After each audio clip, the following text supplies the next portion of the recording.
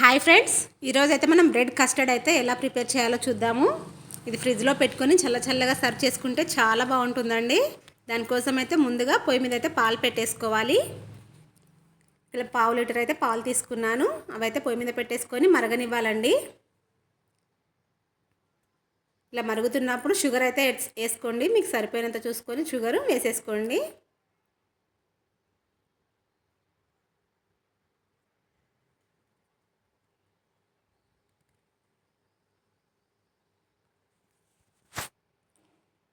ఇలా పాలు బాగా మరగాలండి.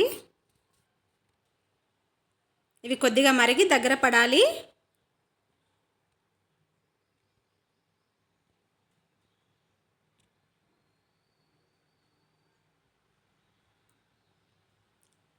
ఇప్పుడైతే వేరొక బౌల్లో కొన్ని పాలు తీసుకొని కొద్దిగా కస్టర్డ్ పౌడర్ అయితే కలిపేసుకోవాలండి. ఇది వెనిలా కస్టర్డ్ పౌడరు. ఒక స్పూన్ అయితే తీసుకొని ఇలా కలిపేసుకోండి మొత్తము.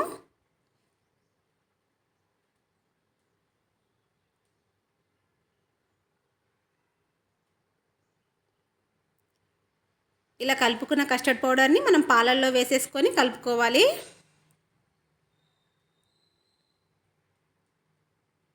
అది వేసి బాగా కలుపుతూ ఉండండి.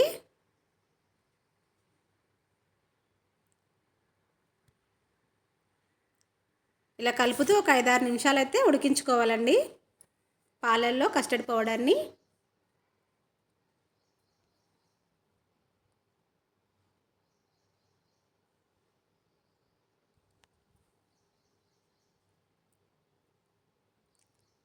ఇది ఒక 5 నిమిషాలు ఉడికాక దీన్ని అయితే పక్కన పెట్టేసుకుందాము.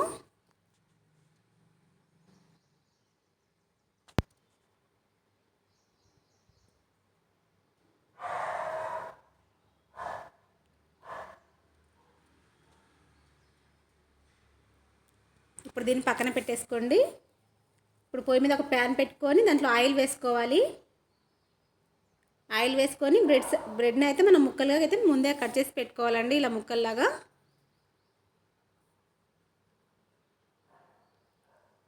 ఒక 4-5 బ్రెడ్లు తీసుకొని ఇలా అయితే కట్ చేసి పెట్టుకోండి. వాటిని అయితే ఆయిల్లో వేసి ఫ్రై చేయాలి.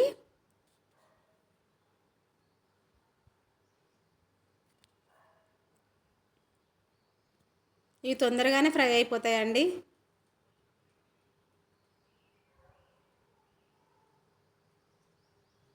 ఇలా గోల్డెన్ కలర్ వచ్చే వరకు ఫ్రై చేసుకోండి.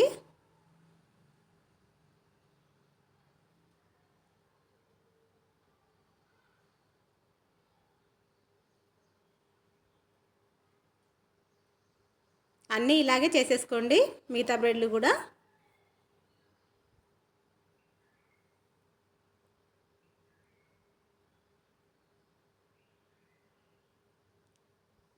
ఇలా ఫ్రై అయిన తర్వాత తీసి పక్కన పెట్టేసుకోండి.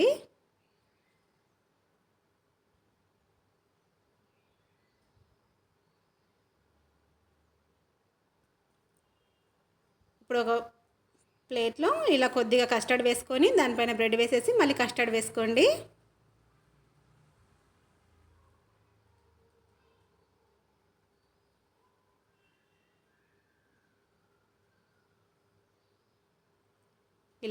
ఇలా వేయడం వల్ల కస్టర్డ్ మొత్తం బ్రెడ్కి అయితే పడుతుందండి బాగా.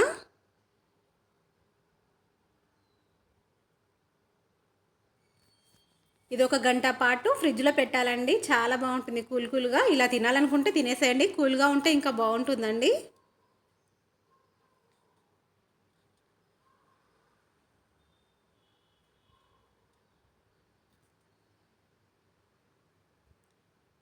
ఇప్పుడు గంట పాటు ఫ్రిడ్జ్లో పెట్టాక తీసి బయట పెడుతున్నాము. ఇప్పుడైతే దీని మీద డ్రై ఫ్రూట్స్ అయితే చల్లుకోవాలి. మీకు నచ్చిన డ్రై ఫ్రూట్స్ ఏవైనా ఉంటే చల్లుకొని సర్వ్ చేసుకోవడమేనండి. చాలా టేస్టీగా ఉంటుంది. చిన్నపిల్లలకైతే చాలా ఇష్టం అండి. ఇలా చేసిస్తే ఇష్టంగా తింటారు కూడా వాళ్ళు.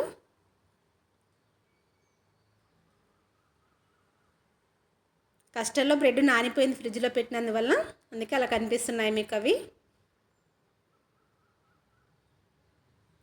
చూడండి, యమ్మీ కస్టర్డ్ బ్రెడ్ అయితే రెడీ అండి.